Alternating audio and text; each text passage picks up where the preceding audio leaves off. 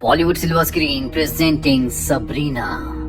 कहानी की शुरुआत में हमें एक छोटी बच्ची को दिखाया जाता है जिसका नाम वान्या है। वान्या बहुत उदास है क्योंकि कुछ ही वक्त पहले उसकी मॉम की बहुत अजीब तरीके से मृत्यु हो गई। वान्या की एक आंट है जिसका नाम मारिया है जो कि उसकी मॉम की बहन है। मारिया और उसका हस्बैंड एडन अब वान्या को अडॉप्ट करना चाहते हैं क्योंकि वान्या का उनके अलावा कोई नहीं है, इसीलिए वान्या को ये अपने घर ले आते हैं। वान्या को अपनी फैमिली का हिस्सा बनाने के बाद ये दोनों की दोनों बहुत खुश होते हैं, लेकिन वान्या हमेशा उदास रहती है। उसे अपनी मॉम की बहुत याद आती है। अब जो एडन होता है उसकी डॉल्स की फैक्ट्री है। कुछ ही वक्त पहले उसने एक डॉल बनाई थी जिसका नाम था सबरीना, जो कि बहुत फेमस हुई थी। हर बच्चा सबरीना को लेना चाहता था और उसी डॉल का एक बड़ा रूप वो वान्या के लिए बनाता है क्योंकि वान्या का बर्थडे होता है। वान्या की आंट मारिया बर्थडे पर उसे वो बड़ी डॉल देती है जो पाकर वो बहुत खुश हो जाती है, लेकिन अब भी कहीं ना कहीं वो हमेशा अपनी मॉम को मिस करती है। अगले दिन वान्या स्कूल जाती है जहाँ पर उसका क्लासमेट एक गेम खेल रहा होता है जिसका नाम है चार्ली चार्ली। ये एक ऐसी गेम है जिससे हम आत्माओं की दुनिया से आत्मा को बुला सकते हैं। अब वान्या का जो ये दोस्त होता है ये अपनी ग्रैंड मदर की आत्मा को बुलाकर उनसे बात करना चाहता है। सब बच्चे देख रहे होते हैं, वान्या भी वहीं पर होती है।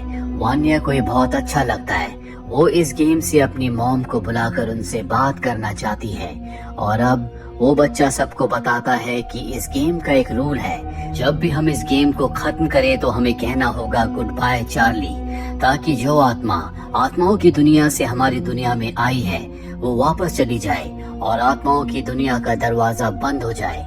साथ ही वो वान्या को एक एप्लीकेशन के बारे में भी बताता है जिस एप्लीकेशन में बुलाई हुई आत्मा को देखा जा सकता है। वान्या अपने इस क्लासमेट से कहती है क्या ये गेम मैं बोरो कर सकती हूँ।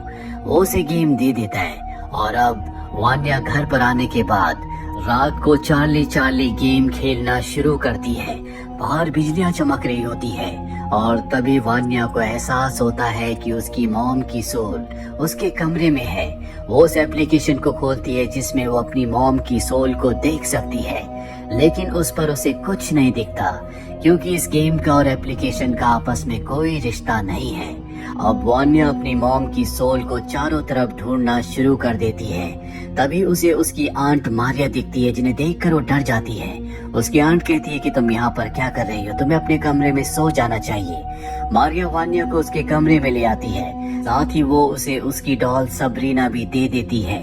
वान्या सबरीना को पकड़कर सो जाती है और तभी हम देखते हैं कि सबरीना जो कि मात्र एक डॉल है, उसकी आई बॉल्स राइट लेफ्ट हो रही है, उसकी आंखें हिल रही होती हैं, जिसका मतलब ये है कि वान्या ने जब चार्ली चार्ली गेम को खेला तो यहाँ पर कोई आत्मा आई और वो आत्मा अब सबरीना डॉल के अंदर है।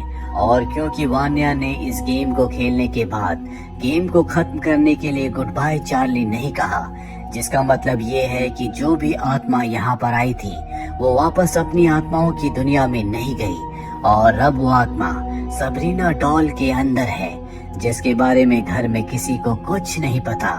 अब अगले दिन मारिया देखती है कि सबरीना डॉल अपने आप ही कमरे से बाहर आ गई, जो देखकर वो डर जाती है। अब रात को एक बार फिर से वान्या उसी एप्लीकेशन से जिससे वो सोल को देख सकती है अपनी मॉम की सोल को ढूंढना शुरू कर देती है और आज उसे एहसास होता है कि उसके आसपास कोई सोल है जिसे वो एप्लीकेशन पर देख सकती है। वो धीरे धीरे उसकी तरफ बढ़ती है पर वो एक डमी के सामने पहुंच जाती है। इससे पहले कि वो कुछ समझ पाती कोई अनजान ताकत उसे एल्मीरा के अंदर खींच लेती है। अगली सुबह वान्या अपनी आंट मारिया को सब कुछ बताती है। ये एक रात पहले अपनी मॉम की आत्मा को मैंने इस घर पर बुलाया था, मैंने उसे देखा था, उन्हें महसूस किया था। उसकी आंट कहती है कि ये सच नहीं है, तुम्हारी मॉम अब इस दुनिया में नहीं रही। लेकिन अब मारिया और उसका हस्बैंड एडन, ये दोनों के दोनों वान्या की इन सब हरकतों से बहुत ज्यादा डर जाते हैं। उन्हें लगता है कि ये वान्या को अगर छुट्टियों पर ले जाए तो उसका मन थोड़ा सा बदल जाएगा। ये सब के सब छुट्टियों के लिए बाहर जाते हैं और जब रात को मारिया अकेले कमरे में टहल रही होती है तभी वो देखती है कि पियानो के सामने कोई बैठा है और ये और कोई नहीं बल्कि उसकी बहन की आत्मा होती है जो अगले पल डीमन में बदलकर उसके ऊपर हमला करती है। मारिया अपनी जान बचाने के लिए इधर उधर भागती है। उसकी आवाज सुनकर उसका हस्बैंड एडन भी आ जाता है, पर वो डीमन इन दोनों का पीछा नहीं छोड़ती। वो इनको मारना चाहती है। ये वहाँ से बाहर निकल जाते हैं, पर जहाँ जहाँ ये भाग रहे होते हैं वहाँ की लाइट्स अपने आप ही ऑफ होना शुरू हो जाती है। इन दोनों की जान तो बच जाती है, लेकिन अब मारिया को समझ में आ चुका है कि उसकी बहन यानी कि वान्या की मॉम की आत्मा इस दुनिया में आ चुकी है। इसीलिए वापस आने के बाद ये एक कपल से मिलते हैं जो कि डिमोनोलॉजिस्ट हैं। ऐसे लोग जो आत्माओं के बारे में बहुत कुछ जानते हैं, उन्हें उनकी दुनिया में वापस भेज सकते हैं। ये दोनों हस्बैंड वाइफ है। हस्बैंड का नाम होता है रेनार्ड और उसकी वाइफ का नाम लाराज। और अब मारिया कहती है कि मैं चाहती हूँ कि अपनी बहन की आत्मा को हमेशा के लिए आत्माओं की दुनिया में वापस भेज दूं। मुझे इसमें आपकी मदद की जरूरत है। ये कपल अब मारिया के घर पर आता है, जहाँ पर ये चार्ली गेम की मदद से मारिया की बहन यानी कि वान्या की मॉम की आत्मा को आत्माओं की दुनिया में वापस भेजने की तैयारी करते हैं। पर अगले पल चार्ली गेम में आग लग जाती है, जिसके बाद घर की लाइट्स भी चली जाती है और अब ये डीमन वान्या के शरीर पर पूरी तरह से अपना काबू कर लेता है, यानी कि वान्या को इसने पजेस कर लिया है। वान्या अब लाराज और उसके हस्बैंड के ऊपर हमला करती है ताकि ये इस गेम को कभी पूरा ना कर पाए, लेकिन किसी तरह से लाराज उस पर कंट्रोल करके उसे वान्या के शरीर से बाहर निकाल देती है। जिसके बाद ये डीमन इन सब के ऊपर हमला करता है, लेकिन किसी तरह से लाराज और उसका हस्बैंड रेनर्ड इस डीमन को घर के अंदर ही कैद कर देते हैं। पर इनसे एक गलती हो जाती है कि ये सबरीना डॉल को घर से बाहर ले आते हैं और उस डॉल के साथ वो डीमन भी घर के बाहर आ जाता है। और अब ये कपल जो इस डीमन को उसकी दुनिया में वापस भेजने के लिए आए हैं, वो मारिया को बताते हैं कि ये तुम्हारी बहन की आत्मा नहीं है, बल्कि ये एक बहुत ही खतरनाक डीमन है जिसका नाम बागी है। ये इंसानों के शरीर पर अपना कब्जा करके दूसरे इंसानों को मारता है। इस डीमन ने सबसे पहले तुम्हारी बहन के शरीर पर कब्जा किया था, जिसके बाद उसने अपने हस्बैंड को मार दिया। हमने इस केस पर काम किया था। हम इस डीमन को तुम्हारी बहन के शरीर से बाहर निकालकर इसकी दुनिया में वापस भेजने में कामयाब हो गए थे, पर इस पूरे प्रोसेस में तुम्हारी बहन की मृत्यु हो गई। और अब क्योंकि उसकी बेटी वान्या ने उसे बुलाने की कोशिश की थी, जिस वजह से ये डीमन बागिया वापस से इस दुनिया में आ चुका है। और अब इसे मारने का सिर्फ एक ही तरीका है, वो खास खंजर जो हमारे पास है, जो हमें एक गुफा में मिला था, क्योंकि खुद डीमन ने इसे गुफा में छुपाया था ताकि कोई उसका खात्मा ना कर सके। और इस वक्त ये खंजर इन्हीं के पास होता है। से डीमन को मार सकते हैं, लेकिन इस वक्त डीमन एक्टिव नहीं होता।